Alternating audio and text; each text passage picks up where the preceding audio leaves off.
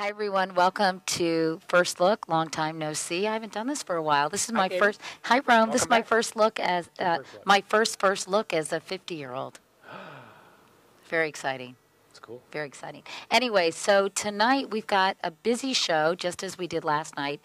We broadcast from Fort Stewart, Georgia last night, and I was really proud of that broadcast. And tonight, obviously, everybody's looking forward toward the president's speech tomorrow night in Washington. So some of our broadcasts will be focusing on that. Let's talk about first, though, David Martin is kicking some serious news bootay down at the Pentagon, breaking that story about the U.S. launch against al-Qaeda operatives in Somalia, believed to be responsible for the bombings of our embassies in Kenya and Tanzania back in 1998. Boy, I retain information well, don't I, Rome? Thank you very much. And now there's been another development. I don't think David's probably going to scoop the competition tonight on this since it's happening so early in the day. So I think it's fair for us to discuss it, albeit briefly. Do you, Mr. Hartman? I do. Okay. I think David. I'll bet you David comes up with something that no one else has. But it is information that's out and on the wires that there have been additional attacks inside Somalia today by helicopter gunships. It's not completely clear. I mean, they've been identified by some people on the ground as American, but I don't think that's been confirmed yet. But again, this is as a continuing operation, really. When you think about it, the military was. The U.S. military, a lot of people remember the book and the movie and the horrible incident that they were based on called Black Hawk Down.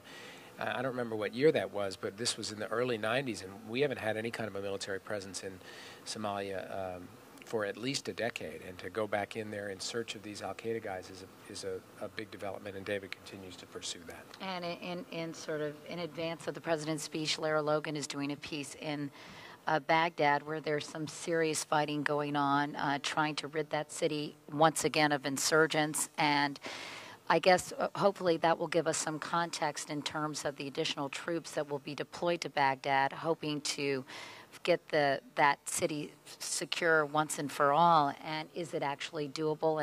And hopefully she'll talk a little bit about the mission of these additional troops with the surge that the president is recommending tomorrow night. We've got a healthcare story coming out of California because Governor Schwarzenegger, California is one of many states who's kind of taking the healthcare crisis into its own hands because the federal government really hasn't done all that much for the 42 million uninsured Americans. Remember when you anchored the evening news from Los Angeles a few months ago?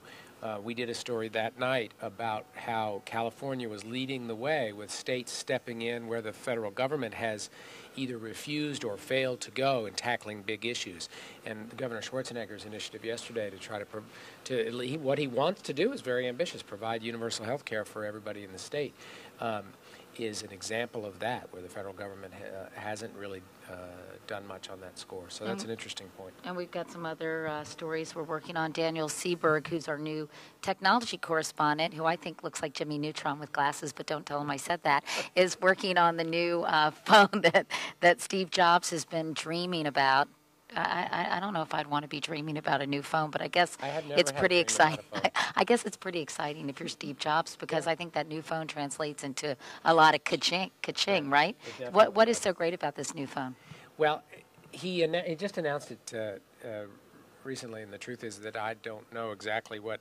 But this combines. Rome is more technologically challenged than I am, truth be told. This combines features of the iPod, a widescreen iPod that'll play video, a cell phone, an internet-connected cell phone, the ability to download and sync from your PC, or in this case Mac, is what Steve Jobs wishes everybody had.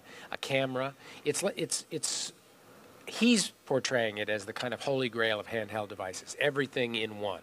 So we don't have to have, our BlackBerry in one pocket and cell phone in the other and iPod in the other. The holy grail of handheld devices. Yeah. I could make a joke here, but I think I'll refrain. Anyway, so we also have some other great things coming up, including our continuing series on honor and sacrifice. David Martin making a double appearance on the program tonight with a very moving story about a soldier who was wounded in Afghanistan, but is unique in a way, probably not completely unique, but unusual in that his father is a general, and like father, like son, but the complicated emotional situation when you have a family member following in a father's footsteps and I guess confronting a life-threatening situation in the process. So That's I think, a really moving story. yeah, it really is really well done. I'm very proud of David Martin. You know, I used to compete against him because I covered the Pentagon for NBC for a while. He used to scare me to death when he sort of sauntered down the hallway. I was like, ruh-roh. But I'm really glad I'm on his team now. Anyway, Rome, well, it's nice chatting with you. We haven't done this for a while. No? All right, so that's it for today's edition of First Look. We hope you guys will all watch, and gals, tonight the CBS Evening News. See you later.